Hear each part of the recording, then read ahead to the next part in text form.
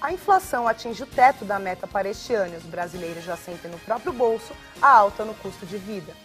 Deputados aprovam um projeto que altera o Código Florestal e dão autonomia para os estados decidirem o que vai ser feito nas áreas de preservação permanente. Os Estados Unidos podem sofrer sanções da ONU pela operação militar que resultou na morte de Bin Laden. Os desafios que os universitários enfrentam para sobreviver com o que ganham no estágio. A coleta seletiva já é realidade em algumas instituições de ensino, mas ela não é feita em todas as áreas.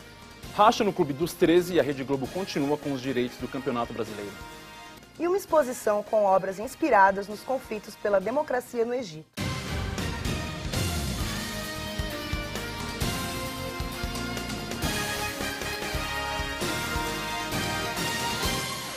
Boa noite. Um ataque aéreo da OTAN, a Organização do Atlântico Norte, deixa 3 mortos e 150 feridos na Líbia.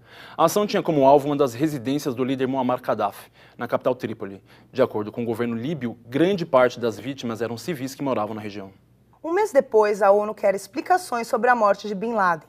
O órgão vai discutir se a ação militar antiterrorismo respeitou as leis internacionais. Thalita Freitas, os Estados Unidos correm o risco de sofrer sanções? Boa noite, Paula. A ação de Obama para eliminar o inimigo número 1 dos Estados Unidos despertou novas questões.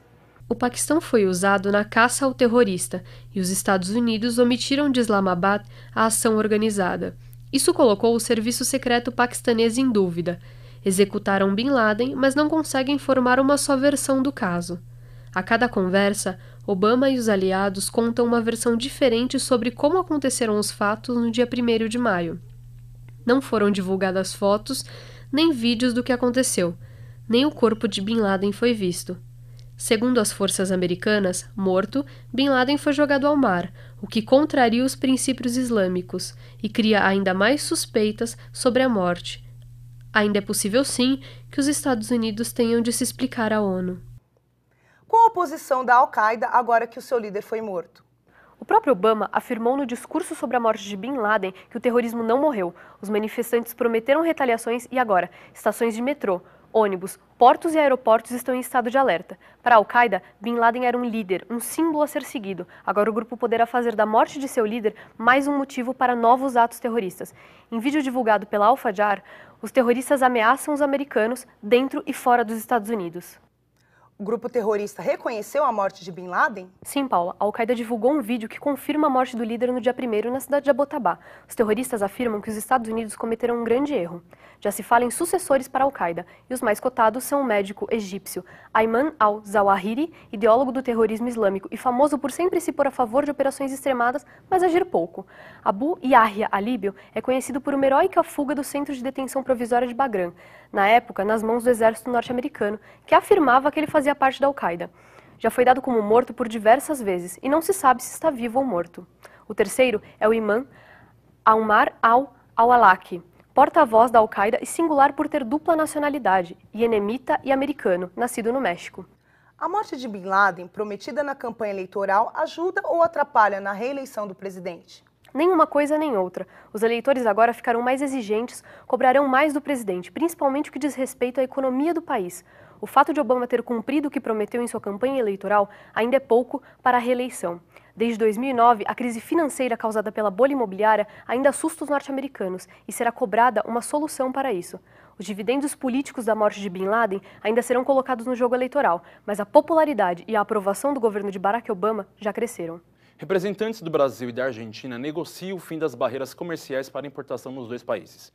As reuniões acontecem durante esta semana e podem reativar a entrada de automóveis argentinos no Brasil e a liberar produtos brasileiros bloqueados na fronteira. A dificuldade para estagiar é um dos obstáculos que o universitário enfrenta. Além de conciliar estudo e carreira, o estudante tem o desafio de sobreviver com a Bolsa Auxílio. Pagar as contas ou investir na carreira? A bolsa para quem estuda comunicação é cerca de R$ 700 em São Paulo.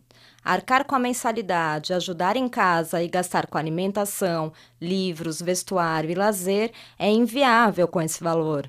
As maiores dificuldades eram principalmente em pagar a faculdade, porque ganhar abaixo da média não ajuda. Por mais que eu seja pró-uni, 50%, eu pedi ajuda para minha mãe, para ajudar a metade da faculdade, e sem contar as coisas básicas do dia a dia que você tem que comprar. Mas era bem difícil chegar até o final do mês. Eu tinha que fazer bico, eu ganhava muito pouco, Eu tinha que fazer bico por fora, trabalhar de garçom toda semana, era muito maçante, o que eu ganhava não dava para pagar a faculdade. Quem precisa sustentar não pode depender do que ganha com o estágio. O dilema é priorizar a profissão ou ter um emprego fixo que pode deixá-lo mais longe do dia a dia na carreira que escolheu. Eu não conseguia pagar por causa desse padrão, então você acaba fazendo, por exemplo, a faculdade mesmo é um investimento e que você tem que pagar. Agora, como que você vai pagar isso ganhando um salário mínimo? Mariana também optou pela estabilidade financeira. Ela começou a trabalhar bem antes de entrar na faculdade para bancar sua independência. Hoje, não conseguiria sobreviver só com a Bolsa Auxílio. Quando eu comecei a trabalhar, tinha 15 anos, eu não tinha ideia de estágio, muito menos que eu sabia que eu ia fazer na faculdade.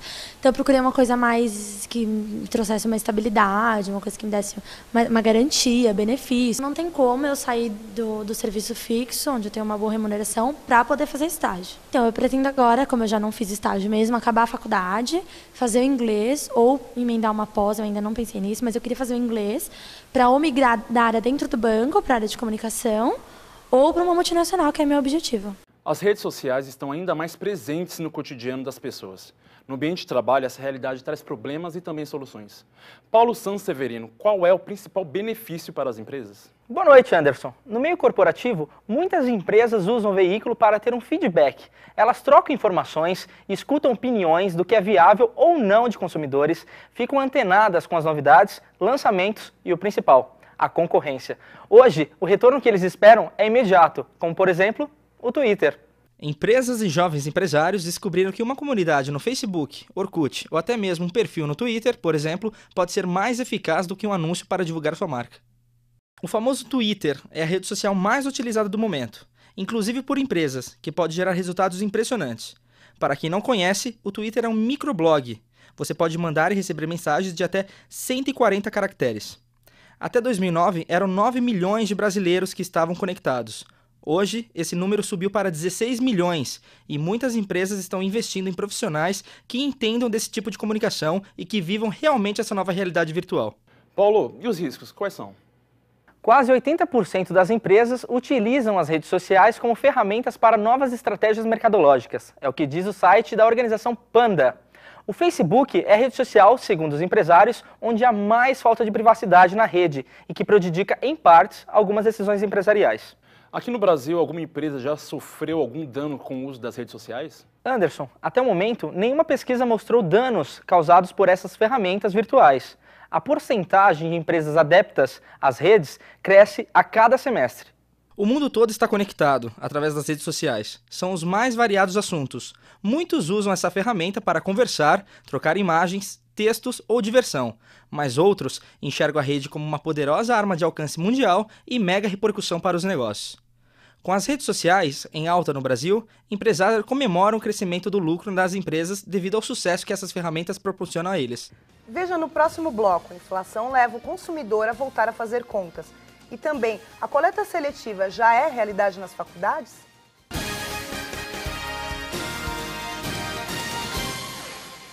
A inflação tem sido uma das maiores preocupações da presidente Dilma. O teto da meta para 2011 já foi alcançado.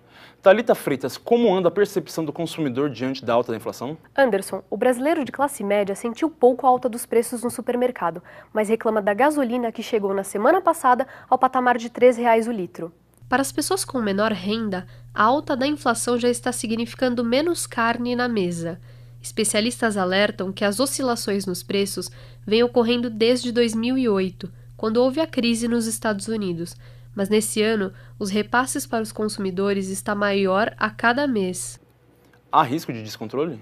O ministro Guido Mantega declarou no dia 16 que a inflação está controlada e que em 2011 fica no limite da meta, como se manteve nos últimos anos.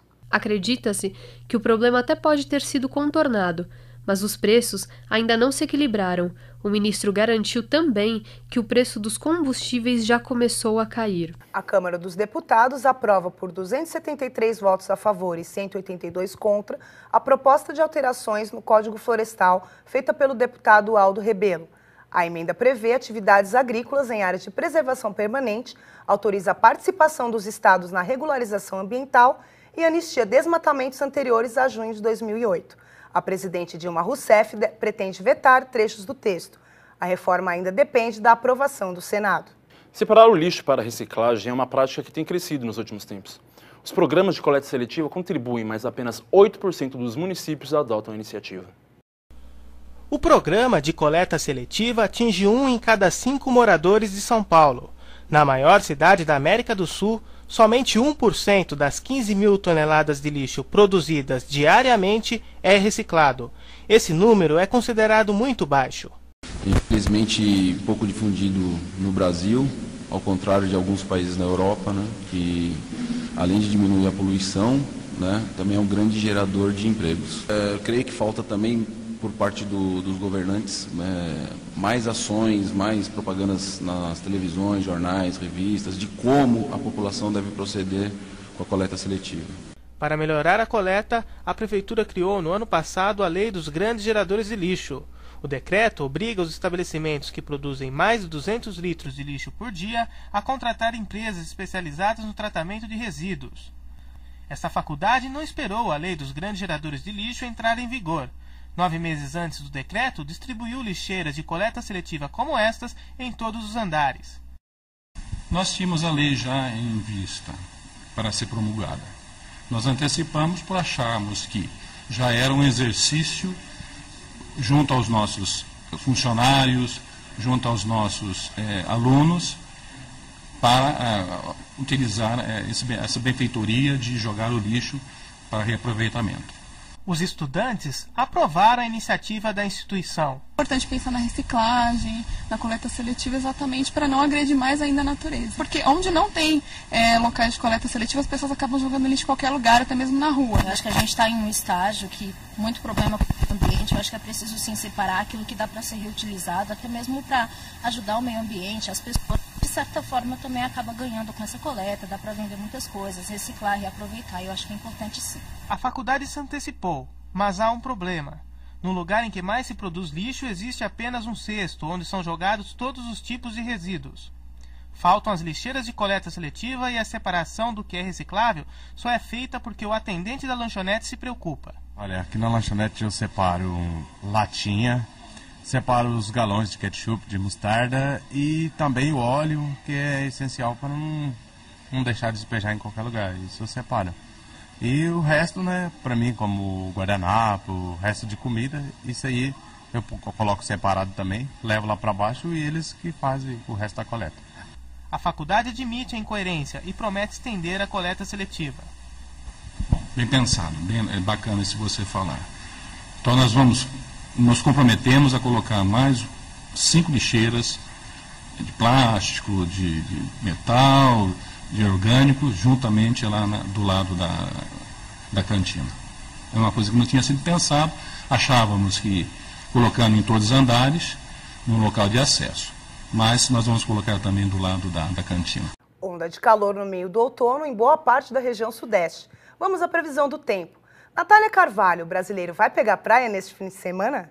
Boa noite, Paula. Hoje o tempo começou a mudar e o fim de semana vai ser frio e nublado em parte do sul e sudeste. Ventos úmidos que sopram do mar vão provocar chuvas fracas no litoral. As chuvas serão mais fortes no norte de Minas Gerais. Em São Paulo e no Rio de Janeiro, as temperaturas vão continuar amenas. Em Espírito Santo, o tempo permanece quente. Natália, a população do estado de Pernambuco ainda terá problemas com as tempestades dos últimos dias? Paula, as chuvas vão continuar. Segundo o balanço divulgado na manhã desta quarta-feira pela Defesa Civil do Estado, mais de 144 mil pessoas já foram afetadas. As chuvas em Pernambuco atingiram cerca de 4.080 famílias que perderam suas casas e outras 8.503 que permanecem desalojadas ou foram abrigadas em casas de parentes e amigos. 16 cidades já decretaram situação de emergência e passou de 45 para 48 o número de cidades inundadas. Quais medidas foram tomadas? Os bombeiros estão monitorando a situação em 18 municípios. Barreiros, que fica na zona da mata da região metropolitana, foi a cidade mais atingida. Em todo o estado, 2 mortes já foram registradas. Obrigada, Natália. O MEC aprovou e distribuiu livros didáticos com erro gramatical para mais de 4.000 escolas brasileiras. A ONG Ação Educativa, responsável pelo material, defende que não há uma forma correta de falar o português. O Ministério da Educação diz que desde 1997 existe uma orientação nas regras curriculares que impede a correção da fala dos alunos. Esporte. Nos últimos meses, uma crise instalou no mundo do futebol. O racha do Clube dos 13 ganhou força depois que alguns clubes decidiram se desfiliar e negociar por conta própria as transmissões de seus jogos. Boa noite, Alisson. Como está essa confusão? Após a saída de times, o Clube dos 13, que reúne os detentores das maiores torcidas do Brasil, e a opção de negociação direta com as emissoras, 18 equipes fecharam com a Rede Globo. Os últimos a assinar o contrato foram o Atlético Mineiro e o São Paulo, justamente os que lutaram até o fim contra o possível fim do Clube dos 13. Já com relação à Globo, a emissora seguirá a dona dos direitos de transmissão das próximas 3 edições do Campeonato Brasileiro. Após a decisão dos clubes de negociarem isoladamente com as emissoras, o presidente da entidade, Fábio Koff, disse que apoiará o que os times decidirem. Sobre o papel desempenhado do Clube dos 13, eu sou um presidente de entidade que procura a melhor solução para os clubes e faço o que eles determinam. Com toda essa mudança, corre-se o risco do Clube dos 13 acabar?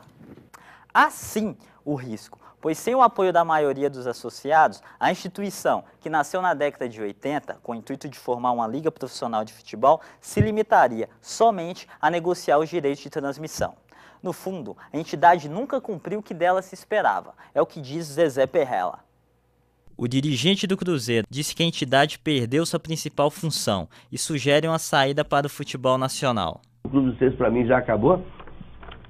O Cruzeiro não faz mais parte dessa confraria, cujo único objetivo era negociar direitos de televisão, né? Era a única coisa que o doutor Fábio fazia. Aliás, nunca fez, quem fazia era a gente, tinha uma comissão que discutia tudo isso. A partir do momento que os clubes resolveram, né, negociar separado, não há razão de existir do Clube dos 13 mais. O que vai acontecer agora? Ou nós vamos criar o G2, o G3, o G10, o G12, uma coisa qualquer, e vai rachar de vez, ou fazemos a liga.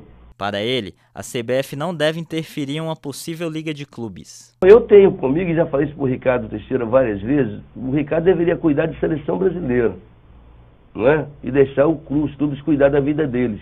Que rumo pode tomar o futebol brasileiro? Uma possibilidade é o Campeonato Brasileiro se restringir a 1, 2, 3 ou no máximo 4 times na disputa pelo título. É o que ocorre em muitos países europeus, como Espanha, Inglaterra e Portugal. Mas tudo isso são apenas previsões, que só existem para serem desmentidas. Tomara que esteja tão certo quanto as convicções da mãe de Diná. Obrigada, Alisson. No próximo bloco, longe de casa, mas em busca de um sonho. A vida de quem mora e estuda em outra cidade. E veja também, uma exposição cultural ajuda a explicar a crise em países do Oriente Médio.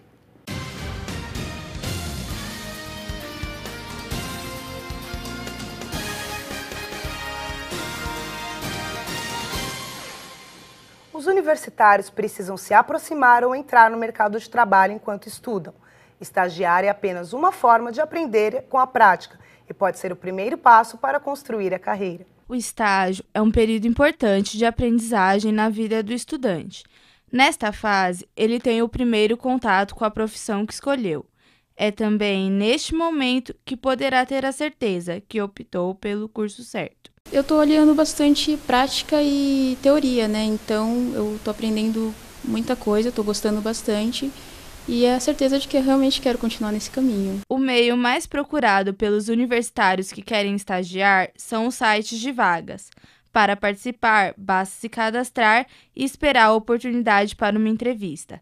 A faculdade também tem um papel fundamental na orientação do aluno que possui interesse em estagiar. A coordenação de curso ela centraliza essas informações para disponibilizar para os alunos e a gente procura estabelecer convênio com algumas empresas para que a gente possa disponibilizar uma quantidade cada vez maior de estágios para os alunos, tipo CIEE, essas organizações assim. O estágio é o complemento da vida acadêmica. Dos 4 milhões de universitários brasileiros, apenas 16% conseguem estagiar, ou seja, menos de 1 a cada 5. É também a oportunidade do estudante entrar no mercado de trabalho e colocar em prática o que é lido nos livros e discutido na faculdade. O estágio é muito amplo. Aqui na Fapcom, na área de marketing, uma publicidade na área de marketing, você junta os 2 setores. Então você pega muito do conteúdo teórico, inclusive da Fapcom, e aplica. A parte técnica, de experiência e vivência, você vai pegando. Agora, a base teórica que constrói alguma coisa, você consegue aplicar também.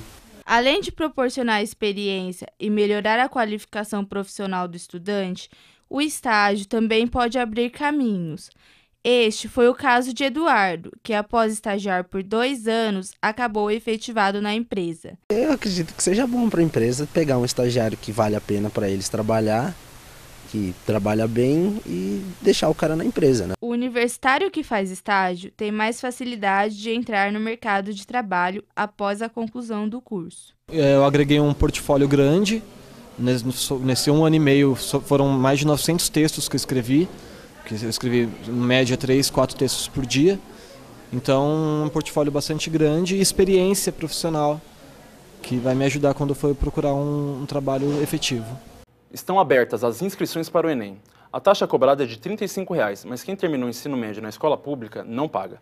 As provas deste ano vão ocorrer nos dias 22 e 23 de outubro. Nas primeiras 6 horas de funcionamento do sistema, 300 mil pessoas já se inscreveram para o exame. Deixar a família, os amigos, uma história e mudar para outra cidade é um desafio para muitos jovens que migram de região em busca de estudos, sonhos e novas descobertas. São Paulo é conhecida como a capital brasileira que não dorme, onde é possível encontrar de tudo a qualquer hora. Oportunidades de trabalho, estudo, diversão, cultura e lazer também não faltam.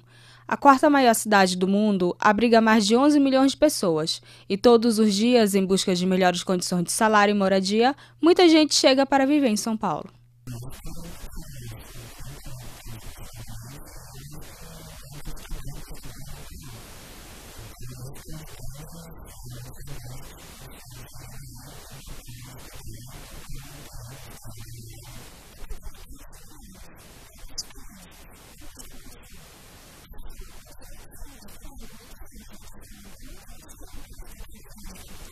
Mesmo morando em uma cidade que proporciona uma qualidade de vida razoável, o universitário tende sempre a buscar novas aventuras.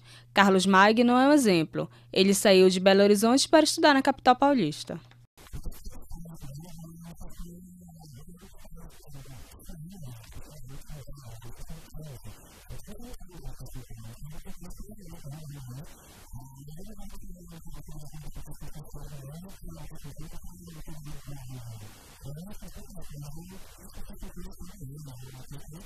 Morar sozinho é caro, por isso muitos estudantes se unem, dividem a moradia, as contas e responsabilidades nas chamadas repúblicas.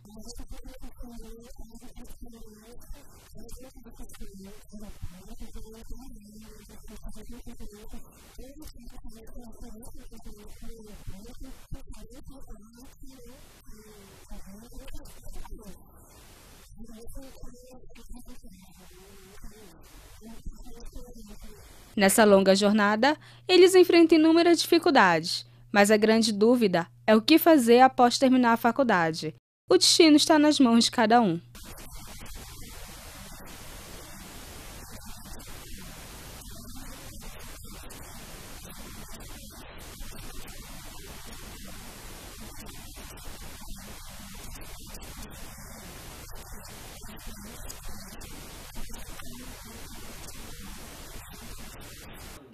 O compositor, roteirista e diretor norte-americano Joseph Brooks foi encontrado morto em seu apartamento em Nova York. O corpo estava junto a uma carta, o conteúdo dela ainda não foi revelado. Brooks aguardava julgamento por acusação de abuso sexual e estupro. O artista foi o autor do filme e da música You Light Up My Life, que lhe renderam o Oscar e o Grammy em 77. Conflitos no Egito inspiram a arte, e árabes levam para a matilha cultural obras consideradas contestadoras. Vinícius Santos, qual o objetivo da exposição? Boa noite, Paula. O mundo acompanhou a revolta árabe em janeiro deste ano. Após 3 décadas de ditadura, o Egito se viu livre do presidente Hosni Mubarak. Os conflitos foram inevitáveis, porém algumas das formas de protesto se tornaram uma alternativa à violência. Marchas, bombas e vozes unidas por um mesmo ideal, a democracia. O povo egípcio quebrou o silêncio e foi às ruas do Cairo exigir a liberdade e participação no governo. Mas e se os manifestantes fossem além da violência? E mais, e se os militantes usassem a arte de rua para bombardear o inimigo? Com este propósito, os artistas egípcios Alan Wassef e Maya Gouaili revolucionaram a arte de protestar e montaram a exposição Egito Expressões da Revolução, em cartaz na Matilha Cultural. Vinícius, o que pode ser visto na exposição? Paula, como militantes que lutam por liberdade, cada um dos artistas contribuiu com o que tinha de melhor. O Acef, por exemplo, se encarregou de trazer vídeos produzidos por ele em 2007. Já a Maia optou por 2 elementos conhecidos, o grafite e a fotografia. Nas paredes da galeria, Goaile expõe os grafites e extensos que encontrou pelas ruas do Cairo. Entre eles, a águia que representava o ditador Mubarak foi transformada em pintura invertida. De cabeça para baixo, o pássaro se tornou o ícone da mudança. Pinturas e fotos do povo também traziam um sentimento de revolta e, ao mesmo tempo, de luta pela democracia. Alan Wassef traz vídeos com táticas de guerra e meios para obter informações estratégicas. A mostra é baseada no material resgatado da internet. Por medo de repressão e sob o codinome de Ahmed Sherif, o artista destruiu as obras originais.